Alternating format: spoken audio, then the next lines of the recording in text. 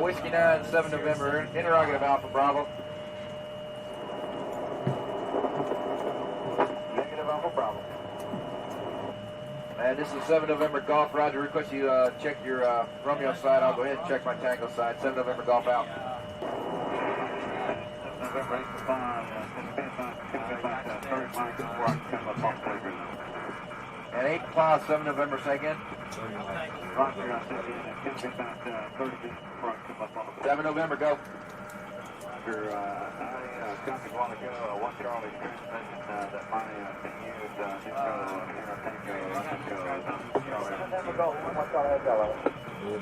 and 8-5, this is 7 November, Charlie. 8-5 right now. Now 1 Charlie, 7 November, go.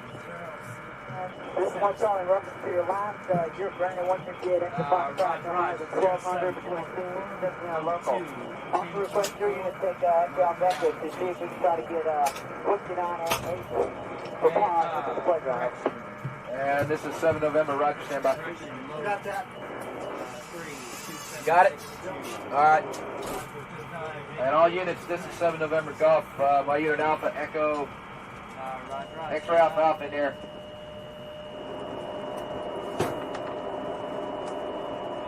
One Charlie, Alpha Bravo. Yeah, I never took a dip. I forgot to take a dip. Whiskey 9, 7 November, interrogative Alpha Bravo.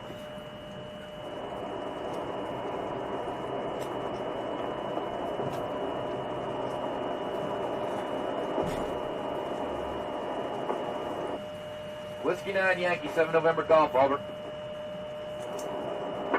This is Whiskey 9, go. Whiskey 9, 7 November, interrogative Alpha Bravo. Whiskey 9, Yankee, 7 November Golf, over. This is Whiskey 9, go. Whiskey 9, 7 November, interrogative Alpha Bravo. Negative Alpha Bravo. And this is 7 November Golf. Roger, request you check your Romeo side. I'll go ahead and check my Tango side. 7 November Golf out. November 8-5. And 8-5, 7 November, say again. 7 November, go.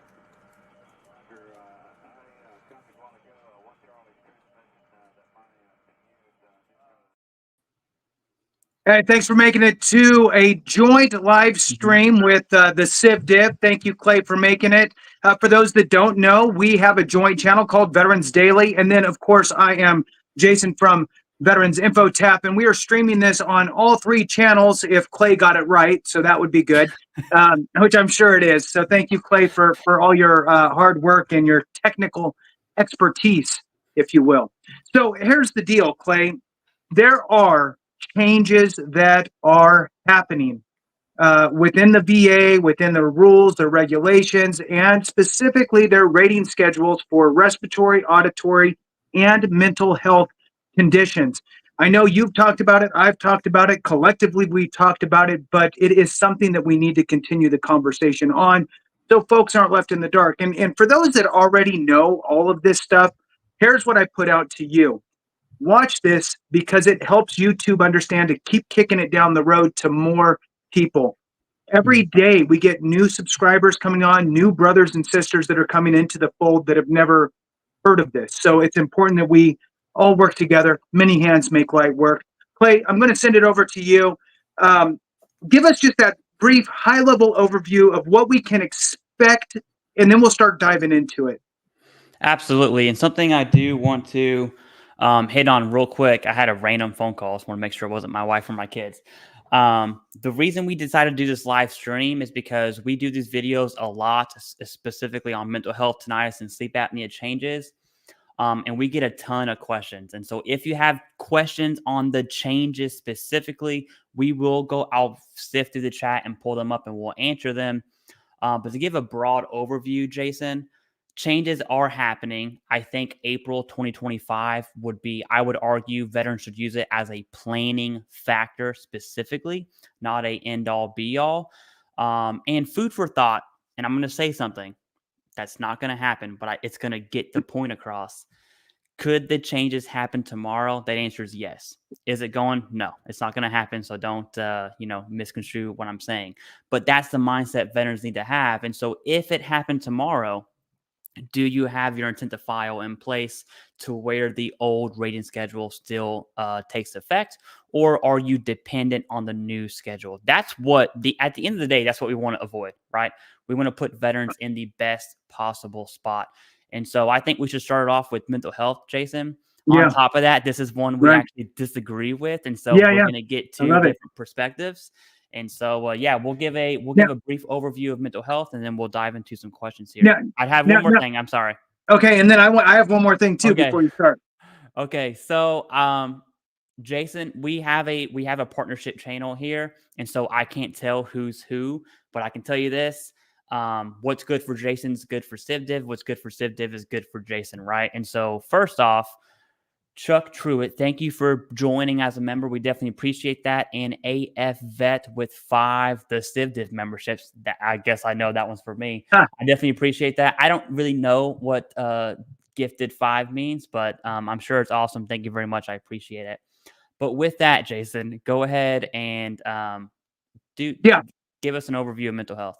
Yeah, well, and before we do, I want to throw out there that if history repeats itself, right? Again, this is all in preparation. So we can make sure either we're doing the right chess moves ahead of time, putting the right protections in place before things go into effect, or prepping for something positive so we can be ready to jump on that when the time comes, right? So there's all these different things. But if history repeats itself, Clay, we recently had the schedule change for the digestive system. And that was 5 years in the coming. I mean, it took a while, but the VA did loosely notify, right? They put a little press release out that nobody reads, but Clay and I do. So, and then we push it out. So, but the bottom line is that they gave us a 60-day notice. They put us on notice and said, hey, look, that GERD rating in the digestive rating schedule, it's now not going to be rated as a hiatal hernia. It's going to be rated as esophageal stricture, which I believe really narrowed the audience that could benefit from that as a claimed condition. So the bottom line is that if history repeats itself, we should get a 60-day notice where we can be ready. Is there a guarantee that's going to happen? No. And to Clay's point, this could happen, whatever, in December, February, April, like they're saying it is. They have it listed as April as the final deadline or the final actions for it, but it could happen after that as well. So the main point is that we are prepared. So with mental health, I'm just going to give the super 36,000 foot view here. And then I'm going to kick it to you to dive in a little bit, and then I'll come back in. So for those that don't know, currently the rating schedule for mental health is essentially a bunch of symptoms. And if you have a small portion of those symptoms or very little, you could potentially be rated at a 0. Nobody really ever is. There could be somebody out there, but usually that's not the case. Then it's the more of these symptoms that you have and the more complex your situation is, the closer to 100% you become. Now, the big tipping scale currently, and we're in October of 2024, currently the rating schedule calls for a total impairment of both social and economic aspects of your life in order to reach 100%. Well, total economic impact would essentially mean you can't really hold down a job, okay? So in order to reach 100%, the VA is essentially saying you're not working full-time. Are there people out there that have that? I'm sure there are, but if a rater is looking at your information and they ascertain that you're able to work and all of that, chances are you're probably not going to get 100%. So with that, the change that's happening is they are going to essentially take that big bucket of all these symptoms and split it into 5 different buckets called domains, 5 domains. And they're going to rate each one of those on a scale 0 through 4, 4 being the most impactful to your life. The big story short, and then I'm going to kick it to you, is if you are the most impaired in one of the 5 at a 4 level. It's completely, totally impacted by that specific in that specific domain. You would be rated at 100%. Well, let's say that you're not that impacted. Maybe you're a 3. If you're a 3 in 2 or more domains, level of impairment, you would then be rated at 100%. So let's kick it to you. You can dive into it a little bit, and then we'll start going back and forth. Yeah. So the mental health, generally speaking, evaluating mental health is super subjective. Okay. Even at our level, which is nothing, by the way, we didn't go to med school. We're not a psychologist, psychiatrist. You can look at someone and say, tough it out, get over it, right? Because that's how we kind of measure that symptom that that person's going through, where in reality, from their perspective, it's really weighing heavy down on them. And then you kind of go up a level, outside of Jason and I, which are not medical professionals. You have CMP Examiner 1, CMP Examiner 2. It's still subjective because of how they are trying to evaluate mental health. And I say that because that's, to me at least, that's the biggest change that we see on the mental health criteria. Right now, if you look at the DBQ and 38 CFR, it's pretty much like someone vomited symptoms of mental health and was like, 10, 30, 50, 70, 100. And in my opinion, the mental health rating schedule works good enough right now. Okay. I do think the new schedule is going to be better because it takes away some of the subjectivity, because you have the different buckets. I like how you describe the buckets, Jason. They are domains. You have these different buckets, and it takes away subjectivity, and it helps an examiner kind of focus. Okay, let's look at this bucket and these symptoms specific to that, and then they do that 5 times. And so that's kind of the, if I were to summarize the changes as a whole, it would be to decrease the subjectivity of mental health. The issue with that, and this is where Jason and I are gonna go back and forth because we do disagree on this one. The issue with that is that requires a CMP examiner to do a seriously complete, thorough lifestyle exam. Okay, it's no longer I'm looking at DBQ and I'm checking, panic attacks, depression, episodic episodes, whatever it is on the DBQ. Now I have to actually dig and ask the hard questions and get that lifestyle context to you individually, not compared to anyone else. And I just don't think CMP examiners, the contracted CMP examiners, are equipped for that level of evaluation, which in turn would have a negative effect on the veteran. And food for thought, that's just my thoughts, okay? I hope I'm wrong, but that's my initial thought whenever I see the changes. So I'm going to jump in then. So here's my thought. And both of us and others out there who do stuff on YouTube, I would hope. I mean, I don't really watch them, but I would think that the majority of people, I can say you and I do, because I know us, talk about don't rely on the CNP examiner for anything. So why would you do it with this after the rating change? Take that out of the equation. You're going to treat that the same as you treat every single other claim that you file, and you're going to hear it from everybody. Don't rely on the CMP examiner. Rely on the evidence that you're providing. Have real conversations with your provider. Talk to your provider about the 5 domains. Talk to your provider about the level of impairment that you're facing within those 5 domains. Inside or outside the VA, it doesn't really matter. You need to be having real conversations and try to ascertain where you fall. Am I a 4? Am I a 3? Am I a 2? What does that look like? And if you're providing evidence that has that in there, and oh, by the way, if you had a really good external from the VA provider that's like, oh yeah, I mean, look, you build relationships with these people. Let's, at least it feels like it. So maybe, just maybe, they'll write you a letter that says, hey, look, I've been seeing you, Veteran X, for the past 5 years. And On these 5 domains, which I'll give you the 5 domains in a minute, in these 5 domains, I would figure that you are on a 0 through 4 impairment level, 4 being the most critical. You're a 3, a 3, a 1, a 1, a 1, and a 0. Okay, now you're getting all of this evidence, which is super solid, and you're supplying it. Well, now you still got to go to the C&P exam, which is going to screw up, like Clay's saying, right? That's not taken away from Clay's point, because it is an important one, and that's why you need to do so much work up front, but it's going to pay off dividends. I've said it in the past, I'll say it again. Treat it like it's $1 million deal, because it is. Do your homework and put it all together. Here's the thing.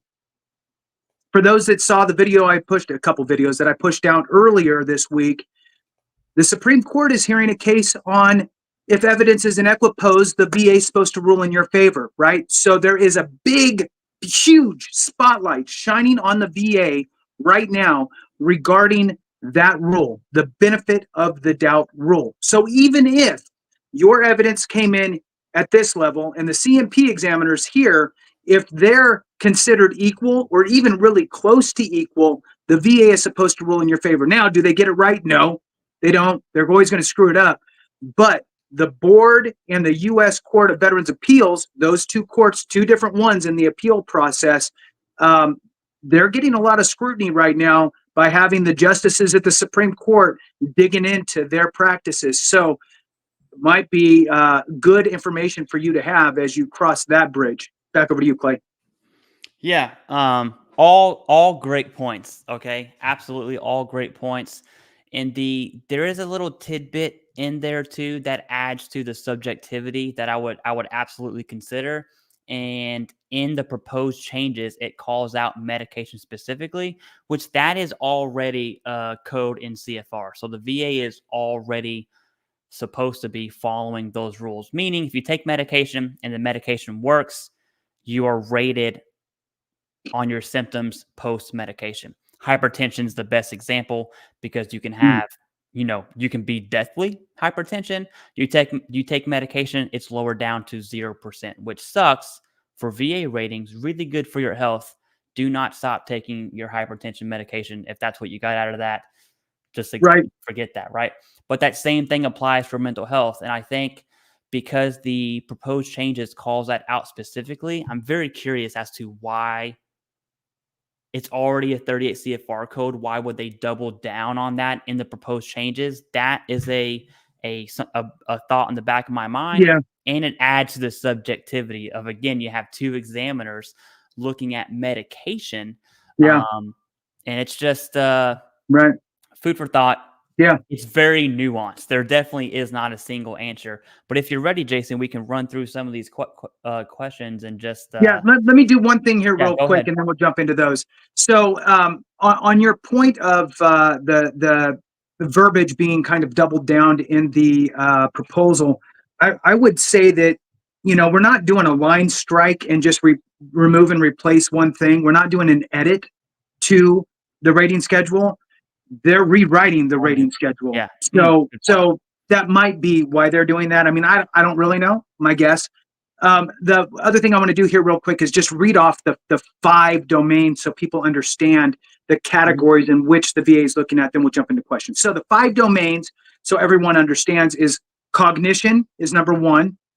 Interpersonal interactions and relationships is number 2. Task completion is number 3. Life activities and navigating environments is 4. And self-care is 5. So those are the 5 domains.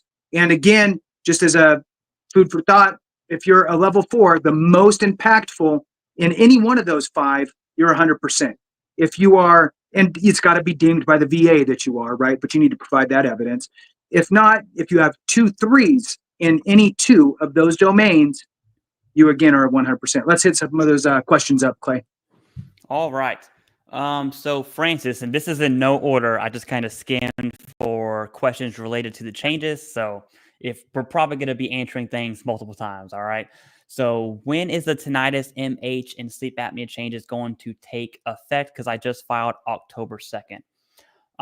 That answer, we don't know. That's the answer. Okay. As a planning factor, and I almost said the wrong answer for a second.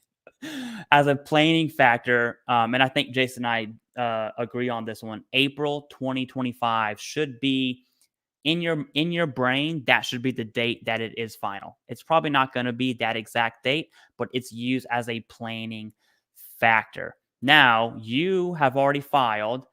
Jason, do you want to take that piece on? Sure. What does it mean if you already filed for anything related to the Right. changes? Right. So two things could theoretically happen. The VA could move fairly quickly and decide your claim before the change even takes effect. Obviously, they'd be using the current rating schedules to determine your claim. After the rating schedule does take effect, if you feel as though, in your example, if I remember right, it was tinnitus and mental health. Tinnitus, you're going to want to leave alone because it's going to go away.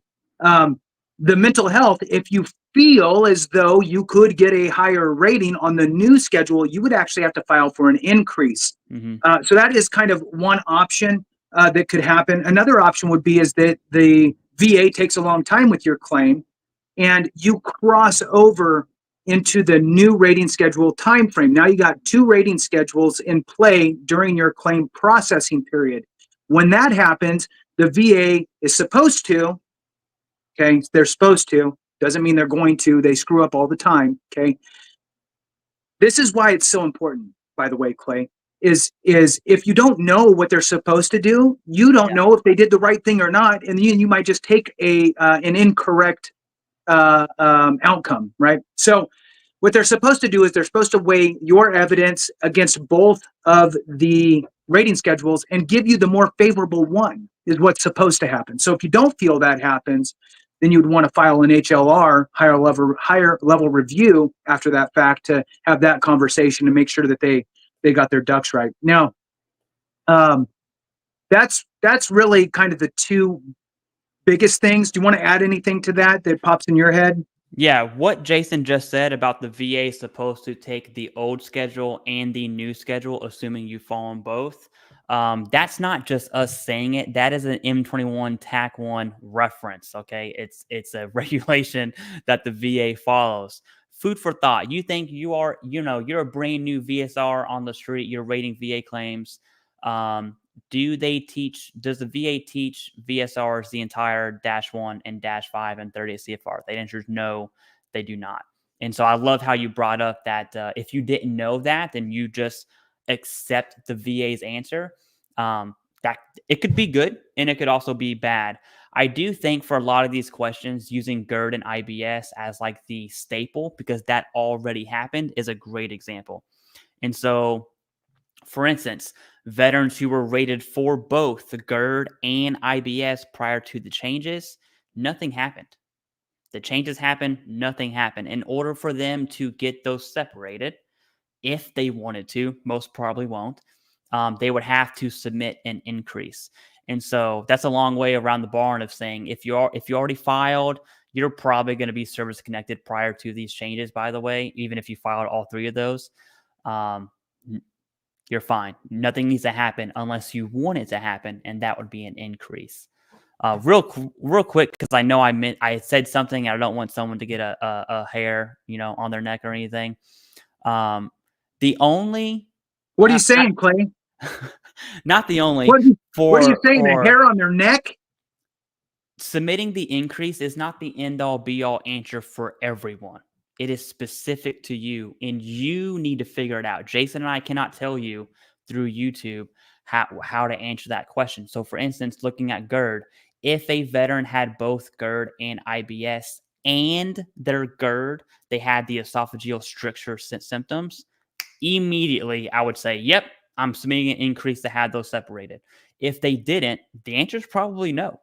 Probably. Right now, if they had GERD rated at 10% and their IBS would have been rated at 20, sure, submit the increase and get IBS at 20. But there is no blanket answer. So the reason we're doing this live is because you have to figure you out. We'll help you along that process, but that's really the end all be all goal. Do you want to add anything to that, or go on to the next? No. So to the next question. Yeah. Okay, go ahead. Yeah. Okay. No, we have tons of questions. So, tons. Okay.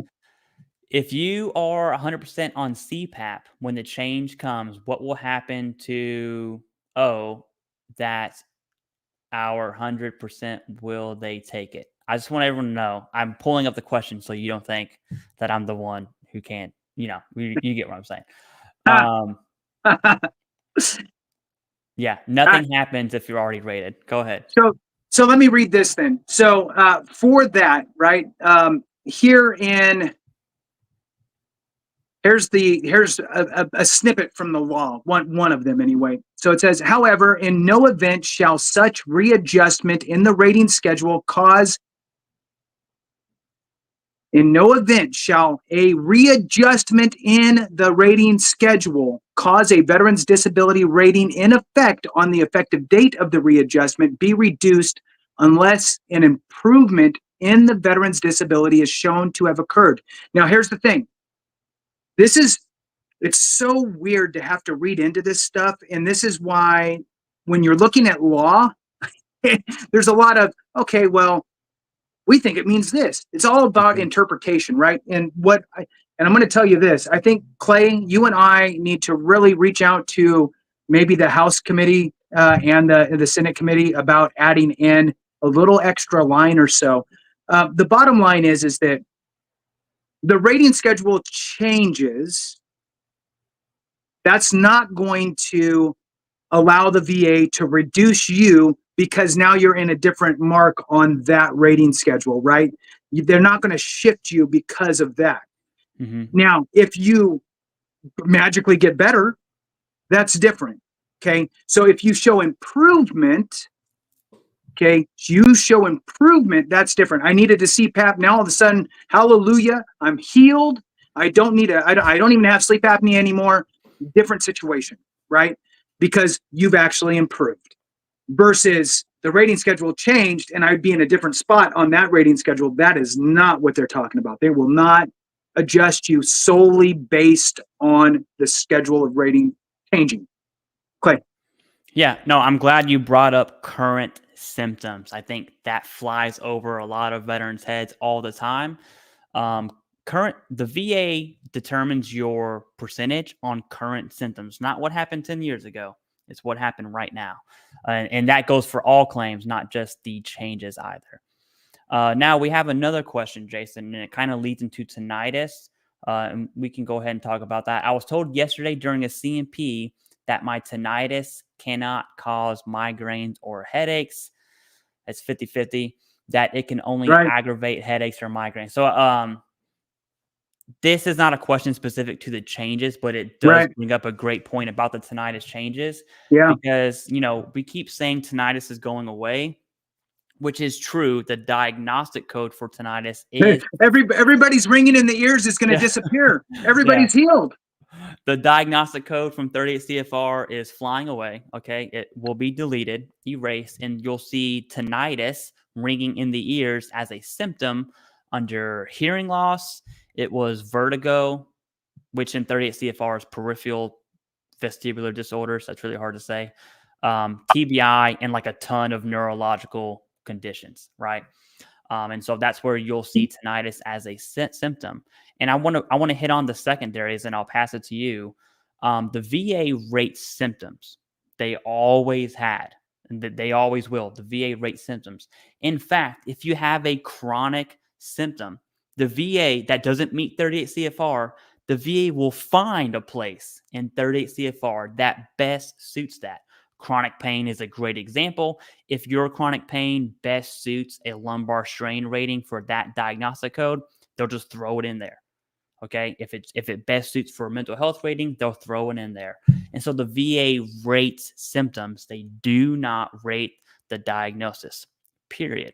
So having tinnitus is still it's still going to be a rateable condition. Now, there's tons of caveats to that. There's a secondary cause that I'm going to speak on, which means secondaries are still okay. Now, if you look at the causes of tinnitus, and I know people are going to disagree with me, but just so you know, it's not my opinion. It's the medical community's opinion. The VAs didn't create the tinnitus changes. They didn't create the mental health changes. They did create how they're rating sleep apnea. We'll talk about that, trust me, because that makes me mad. But the VA is essentially falling in line with the tinnitus medical community consensus in the DSM-5 criteria for mental health. The VA is just kind of copying and pasting. And so to give it to you straight, tinnitus does not cause anything, okay? Cause, no. Correlation, yes. Aggravation, yes. Cause, no. And that's why instead of tinnitus having its own DC diagnostic code, it's now a symptom under all these other diagnostic codes. So your CMP examiner, how you worded it is incorrect. Causation, no, but correlation and aggravation, which are still basis of service connection, by the way, the answer is yes. So it's a yes/no/but/unless/except, however 38 CFRs thrown together. Jason, tinnitus. So back to that. Yeah, right. Yeah, good shirt. So back to that question, comment. Prepare for a higher level review or for a supplemental. Chances are you're going to be denied for your migraines as a secondary, because that's what it sounds like you did. So it looks like you filed for, I have migraines due to my tinnitus, right? Filed for that. You went through, you got your CMP exam. The CMP examiner said, yeah, no, you don't. And so that's what they're actually going to put in their report. Not likely to be service connected or secondary to. So now you have a question that you have to answer yourself. Did I supply enough evidence to bring this into equipoise? Do I have a neurologist, for example, who said, yes, your migraines are because of your tinnitus, and here's a letter from me, and here's my credentials, and I outweigh with my credentials that CMP examiner who is just some sort of general practitioner. Okay, that would be a good place to be, and you could point that out in a higher level review. Chances are you didn't do that, because most people don't, but we'll just say that you didn't. So now, maybe your evidence is close. Well, now you have the benefit of the doubt rule that should take effect. It's probably not, which means you're going to have to take it to the board, probably, where the board will, work with that a little bit better. Probably especially more so now, because they don't want the light on them with the Supreme Court breathing down their neck on this. However, another option is, okay, let me throw the brakes on for a minute. I know what's probably going to happen. I'm probably going to get denied. So I'm going to go back to my doctor, whoever it is, and say, hey, can I see a neurologist about my migraines if they're not, right? Try to get to the more letters behind the name, the better when it comes to this. I get it. It's work. It's extra effort. It's like, oh, man, I got to make another appointment. I got to get a referral, all of that stuff. Again, Clay, I say it all the time now. Treat it like it's $1 million deal, because it is. And if you can get migraines connected as a secondary, I mean, that could be 30% or 50%, which is big and could move you into whatever. I don't know where maybe it pushes you to 100. I don't know. But it's a big deal. So you need to put the effort in and go that route, because chances are you're going to need to put in for a supplemental or push it to the board. So I just wanted to touch on kind of the underlying of all of that. For tinnitus, well, actually, before we jump into it, Clay, real quick, we have a super chat. Let's answer the super chat, and then we'll jump back to tinnitus. Okay, you got to slow me down. He had donated. I feel obligated to answer his question fast. I'm rated 70% for major depression, all 5 buckets filled. So for just real quick, I want to make sure you understand this. The buckets don't exist yet, so that's just your self-assessment. I want to make that very clear. Your assessment may not be the same as the examiner's assessment. Okay, why be automatically upgraded to 100%? The answer is no. No, you. And that's a great question. Yeah, you must. And this is probably the most common question that's going to come out of this. I'm rated for mental health, tinnitus, sleep apnea, whatever else. Changes happen. Is the VA going to increase my disability or decrease my disability or take away service connection? The answer is no. No, they are not. Okay. You have to prompt the VA to get an increase. You're at 70%. if you do truly fill all 5 buckets and you have a single disability rated at 100%, I think every day you go for that, because that's the way to SMCs for real. Jason, do you have anything to add to that? Yeah, absolutely. So what you need to do, and this is a great segue, because we're going to end up kind of leaving mental health unless there's questions and talk about these other things too. So, but this is a great one to wrap up mental health with. What do you need to do today for the mental health changes, right? Preparing for these changes. One, for this example, awesome. You know where you're at. Start having those conversations for real with your provider and make sure that they're annotating that in your medical files, right? Make sure that they're writing that stuff down. Call them out in a nice way to put in those 5 domains, right? Hey, look, here's the way I kind of word things. I'm very much a you get more with honey than you do with vinegar type of a person when I'm trying to get things done.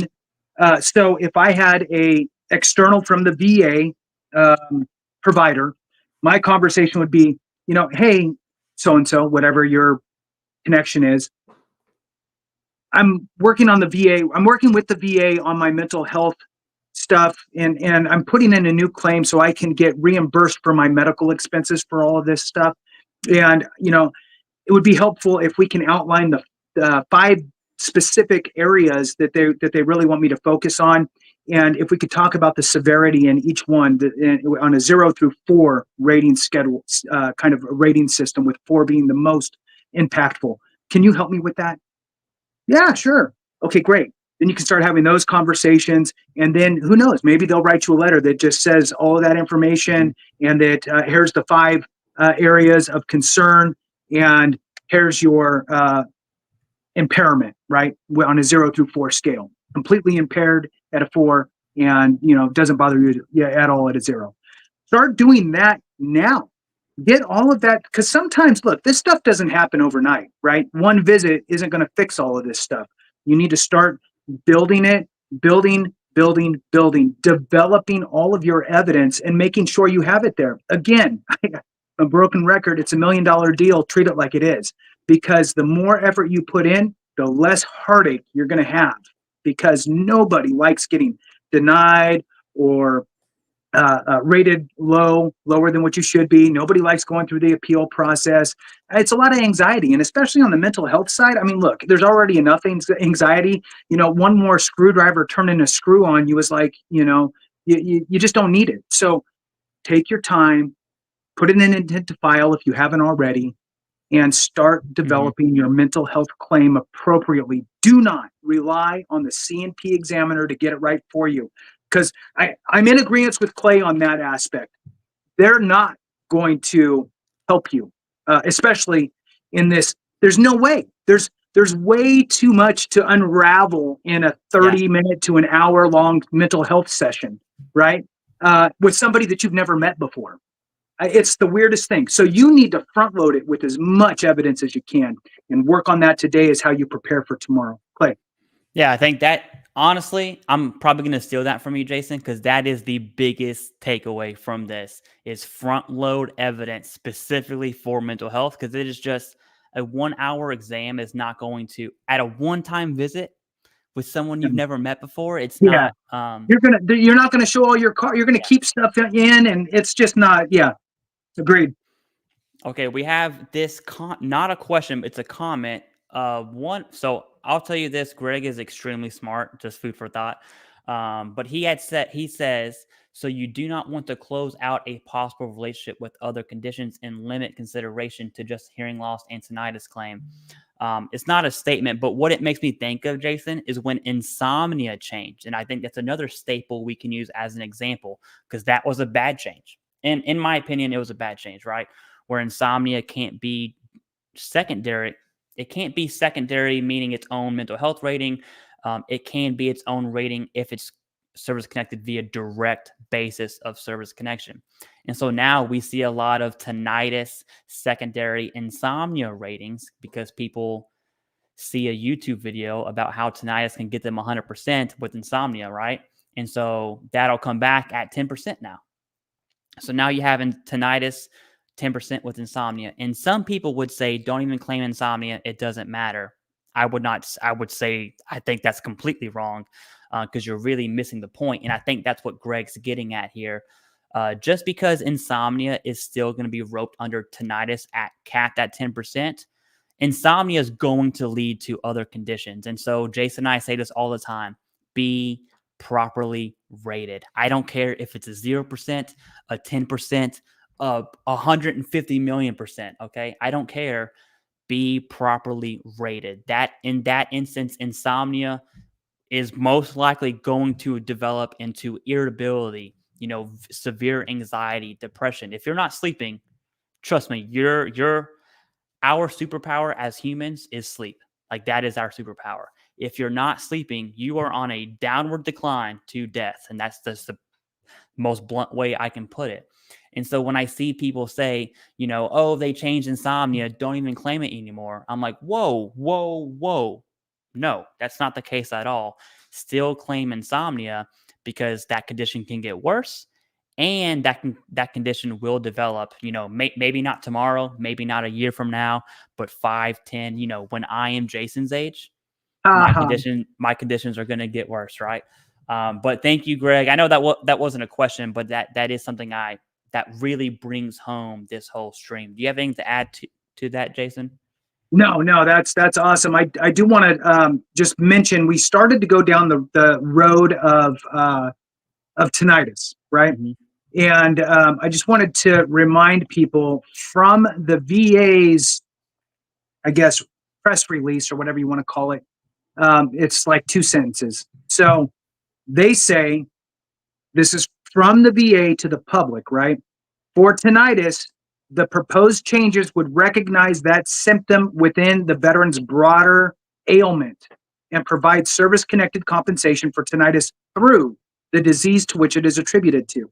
So what they're not saying is, we're going to give you more on these other conditions because you have tinnitus with them.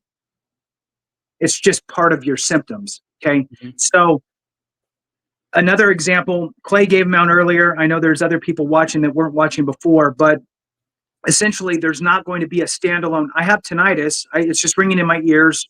I don't know, it's there, right? Okay, great, you got tinnitus, here's 10%, right? And isn't it the most common claim as well, right? Yeah. So, I mean, they're going to rip that away. And what they're going to do is say, okay, well, you have tinnitus as a symptom from something else. What could that be? Could it be a TBI? Could it be Meniere's disease? Meniere's disease allows for a rating with or without tinnitus. So I believe that, and correct me if I'm wrong, I keep forgetting to go back and look, but I vaguely remember that they said, if you have a 0 compensable hearing loss and tinnitus, they will give you a 10%. I think that's how they're working that angle.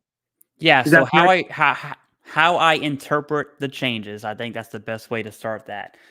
It appears that ringing in the ears is going to be a 10% rating for tinnitus. So instead of saying tinnitus 10%, it'll say hearing loss with tinnitus, probably. Yeah. Right. Yeah. And so that's only at the lowest level. So it's not a 10% bump to any hearing loss. It's only if you have a 0% hearing loss. So you're rated for hearing loss. It's just not enough. And the hearing schedule sucks anyway. So for those that have ever applied or have it, it's really not that great of a rating schedule. But it is what it is. So if you have a 0%, then boom, they'll give you a 10% if you have tinnitus ringing in the ear. So that is still kind of the gateway in for a lot of folks. Any questions there for us, Clay? Oh, dude, we got tons. Okay, that's not even an issue. Okay. We're going to have to not answer some, actually. So when they make the changes, if you've been 100%, and I'm just going to rope all the P&T questions into this one right here. Will you keep your 100%, or will they make changes to your percentage? If you are, and I want everyone to just jump on this train with Jason and I. If you are 100% P&T, they can change wherever they want to tomorrow, next year, 5 years from now. It doesn't matter. You're still going to be 100% P&T. Okay. You're safe. you are safe. So you might see thumbnails. I have a thumbnail that says, am I safe? Okay. You're going to see that happen from now all the way to April 2025, or unless it gets extended. I'm telling you right now, pee and tears, you're safe. Breathe, relax. Now, don't go submitting increases after the changes take effect. Okay. That's a whole different story. But as of right now, you're safe. Do you want to add? You want to add to the Good because job. that is the am Right, I right. safe? I'm just stirring Yeah, this pot right. over here.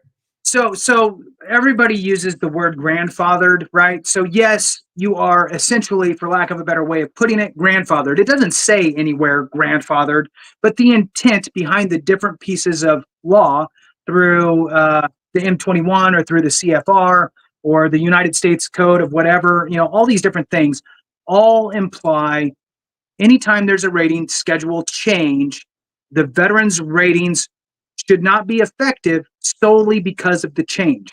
Now, it does say basically that if you magically improved, that's already the case, right? There doesn't need to be a rating schedule change for the VA to go, wow, you magically healed. Right? It just gets harder and harder for them to reduce you as you progress through your tenure as a rated veteran, right? So the 5-year mark, or you become 55 years old, you got static conditions, those types of things. It becomes more difficult for the VA to reduce you, even if you do start to get a little bit better. But chances are, like most of us, it's not going to get better. You're likely to get worse. But let's talk about, Clay, what people should do today if they have tinnitus, right? Mhm. You have tinnitus, you never filed for it. You're like, I'm veteran Snuffy, and I'm out looking for all of my high value claims, and that's all I care about. Give me 30, 40, 50, 60% ratings. That's what I want. Okay, cool. But if you have tinnitus today, what should they do? Yeah. So first off, Freddie, thank you very much. I appreciate that. We appreciate that. Now, when it comes to tinnitus, everyone keeps saying, we just had one earlier. I got denied migraine secondary to tinnitus because of blah, blah, blah, blah, blah, causation or whatever. That's true because the medical community, the consensus on tinnitus is the opposite. That's why we see tinnitus being thrown in these other conditions. Exactly how Jason just read it off of the VA's press release is exactly how they're going to rate tinnitus. Translated into secondaries, those are going to be easier now. That's basically what that means. So if I have tinnitus and I have migraines or vertigo or Meniere's, right? Or I have a TBI or a neurological condition, whatever the tinnitus is roped under, what they're saying is right now you see people saying migraines secondary to tinnitus. It's actually the opposite, where it's tinnitus secondary to migraines, tinnitus secondary to TBI, meaning it gives veterans, generally speaking, an easier avenue to be rated for specifically migraines, vertigo, hearing loss, TBI, and neurological conditions. I'm saying neurological conditions because there's like 500 of them. I don't memorize them all, but it really leads an easier route to those connections. And so I want to say that to answer your question, Jason. What do? You go get current diagnosis of all those conditions, assuming you have them. Okay, you have to have the symptoms. It's got to be a chronic clinical diagnosis, and when the changes take effect, that's in your back pocket. And so if you want to pursue those, the evidence is now established to where you'll be able to pursue those. So now let's unless there's another question you want to jump to right now. Go ahead. Yeah. Let's talk about sleep apnea because Mhm. it's super frustrating to me. And we got kind of 3 categories, right? Of folks. Well, there's probably more than that. 4. Okay, we have folks that are direct service connectable, right? But they haven't filed yet. Okay. Then you have folks that maybe they have sleep apnea, they don't even know it, maybe, and it's secondary to something else. Then you have folks that are just getting out of the military within the next, 6 months, right? Mhm. Then you have those that, hey, I'm going to be exiting like in a year and a half, here I am, right? So let's talk about the changes that are coming down the pipe from the VA on this horrific change, in my opinion, and what folks can do to prep for this, or if it's just kind of like, this is what it is, right? Yeah. Yeah, absolutely. I'm going to bring up this because I found it funny, and it's in line with what we're about to talk about. Perfect. Because I have obstructive sleep apnea service connected, but I can't apply until I leave the Army 16 years from now. Brother, one, you have no idea if you're doing 4 or 20, but I can just tell you're super motivated. So good luck to you. Also, not service connected because it's just not. There's no other way to say that. But that brings up the, I'm still in the military. What happens after the changes? And that's what we're about to discuss. So definitely stay tuned for that one. I just really found that comment to be hilarious. That's awesome. Now let me throw this out there for those that are listening or those that know people. If you are in the reserves or the National Guard, you can file a claim now, anytime. Doesn't matter if you have 6 years left, 1 year left. It doesn't matter. Reserves and National Guard, you can file anytime. Okay, back to you. Absolutely. To talk about sleep apnea, I think there are 2 urgencies, meaning it needs to happen right now, today, tomorrow, next week, no later than next week on what veterans need to do. For all of them, just submit the intent to file. Worst case scenario is you don't use it, it expires, big whoop. Okay, that's number 1. Super easy, takes like 5 minutes. The second thing to do is if you are able to file for sleep apnea, and I mean file, not just do the intent to file. I'm talking like submit the sleep apnea claim. You need to do it right now. Whether it's direct, secondary, you're in the reserves, the guard. If you can file that thing, do it right now because these changes suck. These are, there's no good way to sugarcoat it. If you were to get 50% now, but you wait until after the changes take effect, that's going to be 0. And it's not just, there's a one-liner that talks about comorbidity. Comorbidity. I can't even say it. Comorbid symptoms that don't allow you to wear your CPAP. Okay. Right. That you can maintain 50% for that, but there's a note in there that says the medical professional must deem it so. You just can't say my PTSD doesn't let me wear it. It has to come from a medical doctor, which is a whole other world. Self-reports way down here, literally everything else way up here. Okay. And so that's the urgency. That if you take one thing from this live stream right now, if you have sleep apnea, file the claim because 50% is, that's healthcare. That's VA healthcare. No copays, no anything. That alone, we've talked about this, Jason. I believe that is the number 1 benefit of VA compensation, period, is at that 50% mark. But sleep apnea alone gets you there. And after the changes, that's not going to be the case. Right. Now, and here's the thing too, right? That of a 50% rating coupled with a couple other things could make you eligible for TDIU, for example, right? So you'll meet one of the qualifiers because you got the 40% with the 70 overall, blah, blah, blah. But it opens up the window for total disability, individual unemployability, if that is your highest rating, right? If you have some other ones coupled in there. So 50% is no joke. Now, what we're talking about here, in case anybody missed it, is currently October 2024, right now, if you have sleep apnea that becomes service connected, either as a direct or as a secondary connection, and you have sleep apnea that the VA has decided, yes, you're service connected or secondary for it, and you are prescribed a CPAP, you are rated 50%. Easy. However, the proposed changes say, essentially, if you have sleep apnea and we see that you are prescribed a CPAP, but your treatment seems adequate and okay, you seem to be doing fine with that treatment, then you get a 0%. So what makes me so mad about it is that is a huge swing. from a 50 to a 0 is just gigantic. It would be more tolerable if they said, hey, look, based on whatever, and whatever rationale they give, and instead of 50, we're going to drop it to 30, right?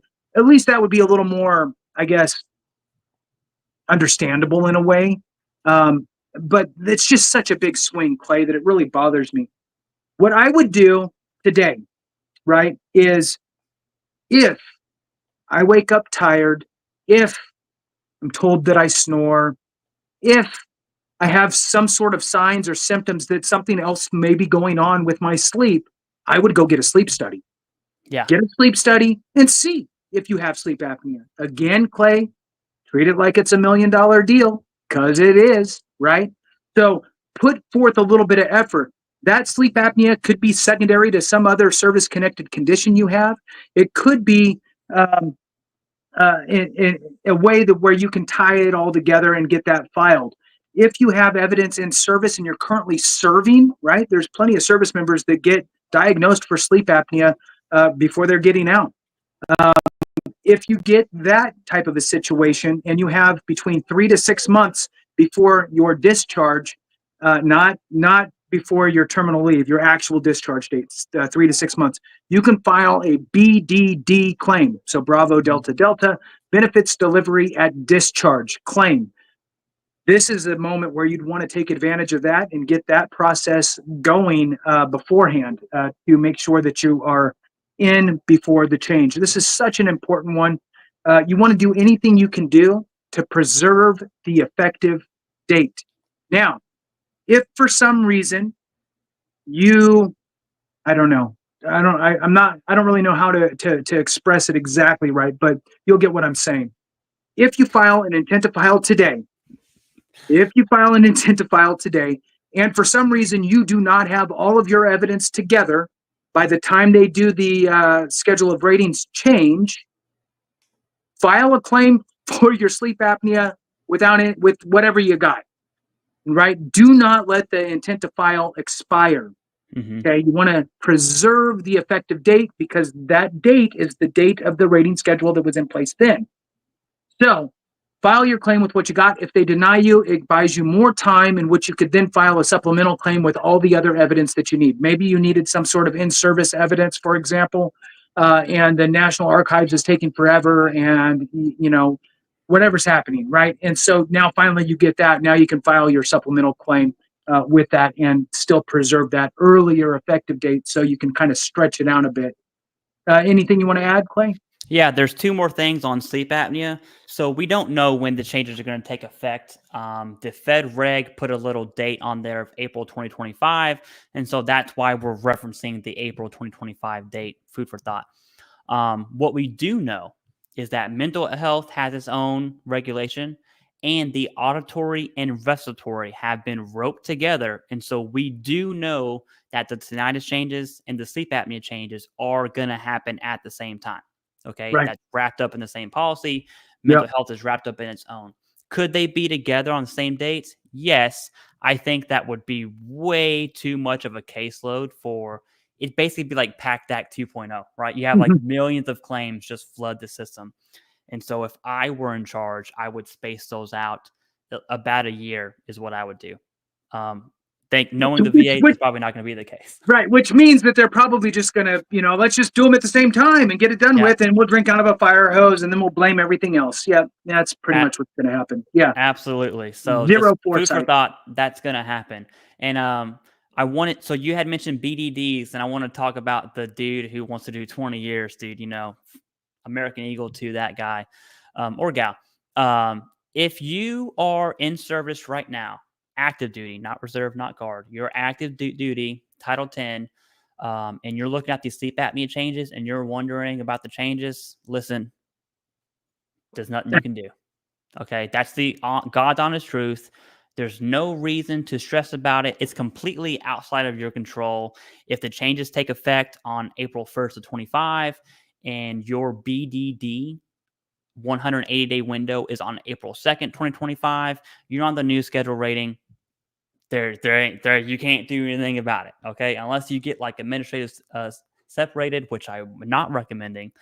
There's nothing you can do about that. So don't worry about it. I have an odd number of questions from it seems like they're active duty. And so there's just no way to cut that cookie at all. Okay.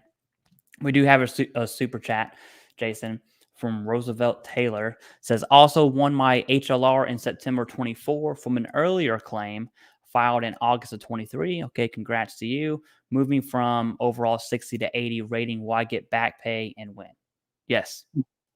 Yeah, it's about, I want to say about 10 days-ish is the back pay. I've seen it take a month, but it's about 10 days is on average, unless you have another more things that you see on back pay stuff. Right. So, this is a great question because it should show up. Does the VA always get it right? No. Right. Sometimes they fat finger the number, whatever it is, and they put the wrong effective date for the change. It happens all the time. That's why the attorneys and stuff are always looking for back pay mistakes by the VA. So I would say that a couple things. One, Clay and I both highly recommend working with an accredited representative, somebody who can get into the VA system for you. That's not really a VA employee, right? They're an accredited rep, so an affiliate, if you will. They can get into the system and they can look and see what's happening with them. If you do not see the money hit your account, right, within, like Clay said, I would say 10 days from the notification of your award, which may have already passed, I would call the VA. Just call them. I mean, they're not going to tell you to buzz off. They're nice people, and am I speaking with the veteran? Hey, first I want to thank you for your service. And then they'll, you ask them a question, they'll look into it. So try that route. That would be the fastest, lowest barrier for you to just kind of reach out, have the conversation. If for some reason they screwed up, you may need to file a higher level review and have that check the box. There's a box in there that you must check, and that is for to speak with what is it? Informal conference. Yeah. Yes, informal conference. Yeah. Yes. Informal conference. Little box. Check the box, and then you'll get the phone call, and then you can have that conversation and just say, "Hey, look, I think my back pay got messed up. I didn't receive anything." They'll look into the file and then they'll go, "Oh, yeah, sure enough, it did." Now, the only reason not the only reason, a common reason why back pay isn't where we think it should be is maybe a diagnosis was different than your intent to file date. So if you were never diagnosed for something, you never had it, right? So if you put in an intent to file here and then 4 months later you got diagnosed for something, they may only back pay you to that diagnosis date. But they screw that up too and actually go in your favor and go all the way back. So they mess that up too, but in your favor. So anyway, back to you, Clay. Yeah, I'm glad you brought that up. I think the argument's called facts found. When new facts are presented that would change it, the VA can use the facts found argument to say, well, we couldn't have made that decision prior. So right. You got what you got, right? Which does suck, but whatever. So thank you very much for becoming a member, either on Veterans Info Tap or CivDiv. We definitely appreciate that. And then Freddie, I think this is our last super chat question here. It says sleep study done since 2020. Okay. I'm going to assume, okay, you're diagnosed with sleep apnea. You use a CPAP. It's obstructive. Last denial, 9/25/24. Should I appeal secondary to my allergic rhinitis? I definitely have some thoughts on this one, Jason. Anytime I see a secondary question that's worded this way, it's not just, oh, my sleep apnea is connected to PTSD. Oh, that's denied. My sleep apnea is connected to rhinitis. It doesn't work like that. Okay. First of all, it's a supplemental, which means you need new and relevant evidence. That does not change. If you did a supplemental and said secondary to rhinitis, that's not new or relevant evidence. Which leads me to my secondary thing that I really like talking about is the question is, does your rhinitis, and we just talked about this last week, Jason, does your rhinitis aggravate, correlate, or cause your sleep apnea? Not if Jason's does, not if mine does, not if your friend's does. does your rhinitis. Okay. If you have, I think it's polyps at 30%, whatever the criteria is, the more severe rhinitis, it's more likely that rhinitis is going to develop something because it's a more severe condition. If you have a 0% rhinitis, it's less likely. Okay. Food for thought. And so to get new and relevant evidence, go talk to your healthcare, your healthcare team. That's a question for them. It's definitely not a question for two YouTubers. I'm glad you asked it, but the best answer we can give is go talk to your healthcare team, because your rhinitis symptoms are yours and yours alone, and we can't really compare it to anything. Jason, do you want to add to that? Yeah, and here's the thing, and this is so horrible, but it's true. There's two different kind of courses of action, right? If you are seeing a VA provider, it's a different course of action than if you're seeing a private, doctor out somewhere regarding this stuff. Mm-hmm. Yes, absolutely. You're going to end up filing a supplemental claim. But the thing is that you can't just, and I'm rewording what Clay said. You can't just say my sleep apnea is because of my rhinitis, right? You can't just say it. It doesn't mean anything. Your words don't mean anything for that. Now, you could feel as though that it does, and that's fine. But you need to go to a doctor, and you need that doctor to say, your service-connected rhinitis is absolutely causing your sleep apnea. Great, doc. I know it now. You know it. Can you do me a favor and put that into my medical records, right?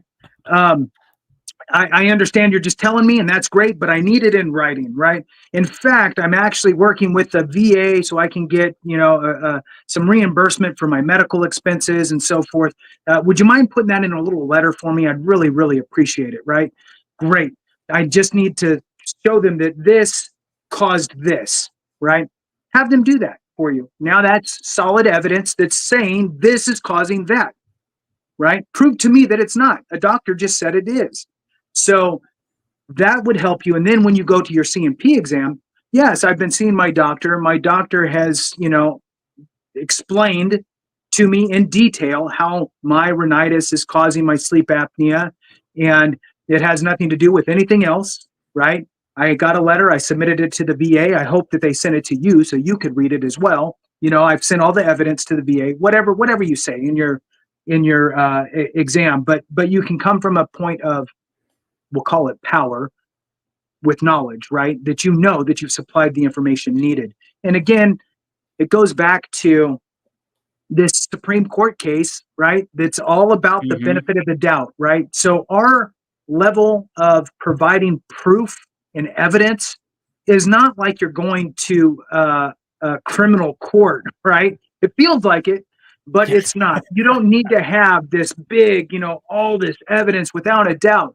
All we need to do is really kind of create some doubt. We need to get it just enough to where the evidence is at least close to equal. Then the VA is supposed to rule in our favor.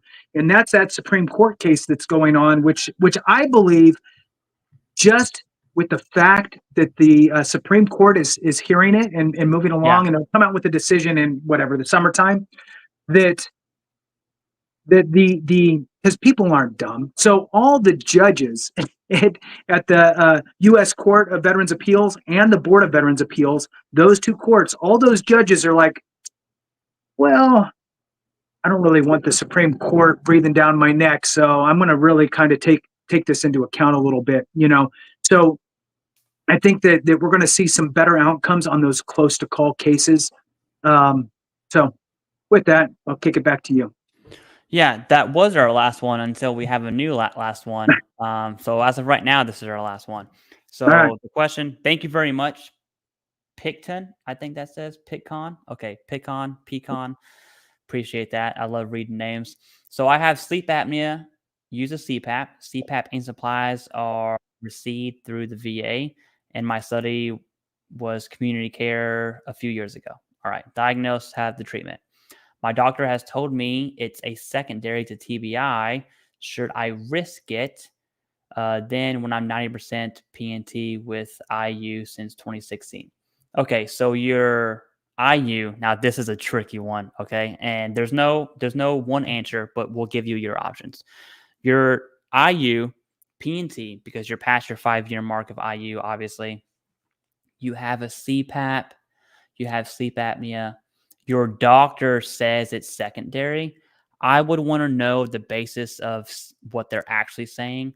But I think what Jason just explained, if you can get them to write a Nexus letter specifically, okay, with that, I think there's two things here. If you can check both of these boxes, then I would recommend you submit the sleep apnea claim because you are IU P&T. Don't get that twisted, okay? But I assume you want to work or you want to telework or whatever it looks like, whatever you can do. And so that's why you're asking this question. If you can check these boxes, one, whoever your primary is that said that, they can write a Nexus letter. And two, if you're at what I call a good 90. If you're at a bad 90, it doesn't matter because an 85%, which is rounded to 90 with the 50% sleep apnea rating is, guess what? Still not 90%, right? So that means diddly squat. You have to look at your bilateral factor, an 89% with 50% with a bilateral factor of like 3.4, I think will get you there. So do the VA math. Go on the DAV's calculator, Hill and Ponton's calculator, where it looks like for you. And if 50% would push your 90 to 100 and you get that Nexus letter from your primary care, I think it's safe to say to go for it. Personally, that's what I see based on this comment alone. Jason, do you want to add to that? Yeah, no, great, solid advice. The one thing that I would add, Clay, is work with an accredited rep. Anything that gets a little bit, hairy, you want to get an accredited rep involved. And the real reason is because they can, again, look into the VA system. They can look at your overall situation. They can ascertain whether your conditions are static, not static, all those things. The fact that you're permanent and total is great. So that already implies that those are all static. But this is, in my answer, I'm also folding in for other people's sake as well, because again, this world is so nuanced. Absolutely run the calculator. Anybody who's looking for some sort of an increase, always run the calculator based on your percentages to figure out where you're at, because it's very important to understand if I'm filing this one claim, is that going to help me get to the next level or not? Should I hold off? Is the risk worth the reward, right? Sometimes it is. Sometimes it's like, oh, well, it really doesn't matter, right? But you need to know you need to know your situation, and you need to get the documentation that's going to support your claim from a medical provider. And when Clay said Nexus, when we say Nexus, it could mean different things, okay? It could mean a Nexus. When you hear the word Nexus, interchange it with a link between. Okay, that's what Nexus is. So a lot of times you're mostly going to hear Nexus referring to proving that your condition manifested or as a result of your time in service. Okay, that's most of the time that's what Nexus means. Not in this case, because it's secondary. So Nexus in this case is the link between the current condition and the new condition that you would do as a secondary, right? So that's the link. And if you can get a doctor to write a good secondary Nexus letter proving that your condition has now caused this other one with good rationale, and you're looking at the calculator and it all makes sense for you to move forward, absolutely, all day long. The fact that your conditions are most likely all static, you're in a good spot. Yeah, so that's about it, Jason. I'm ready to wrap it up if you're ready. I do want to say one last thing, though. The whole key takeaway, if you're on this live right now, the thing you need to walk away from is submit the incentive file. Bare minimum, submit an incentive file. Worst case scenario, it expires. So what? Okay. Submit the incentive file because it allows you to be on both rating schedules, which could be, the old one could be better for you. It could be worse for you. It honestly doesn't, it's irrelevant because you're rated on both. That's the best position to be in. What you don't want to be in is, if I would have submitted my incentive file, last month, I would have been okay. That we're trying to avoid that. Just submit the incentive file, figure you out. Hey, do I submit an increase? or do I let it ride out? I can't answer that for you. Jason can't answer that for you. We're going to give you the best information we possibly can so you can answer that. If you have questions on that, Jason and I have tons of videos on GERD and IBS. You can see how that folded out. Look at tinnitus and insomnia. You can see how that played out. And it's going to be very similar for tinnitus, mental health, and sleep apnea. So that's really to wrap up the stream. That's what I want to leave the stream with. Jason, go ahead and take it away. Well, I'm glad that you read my notes. Appreciate you. So, hey, look, here's the bottom line. We appreciate every single one of you. We're doing our best to get the information out. It really is about all of us, right? And Clay and I work well together because we have that same mindset. Look, we're the talking heads up here, but really it is a community. It is what I call the veteran sphere, right? Which includes all the veterans, spouses, surviving spouses, dependents. It's all of us, and all of us working together to make sure that we get the information out there to others, right? We're linking up and holding hands and making it happen. And it's really because of you. We can't do it ourselves. So thank you so much for all of your support. If you're not subscribed to all 3 channels, subscribe. It's free. It doesn't cost a nickel. It's easy to do. And it's a way to support us doing this stuff for all of us. So we really appreciate you guys. Have a great one. And remember, if we don't take care of each other, something went wrong.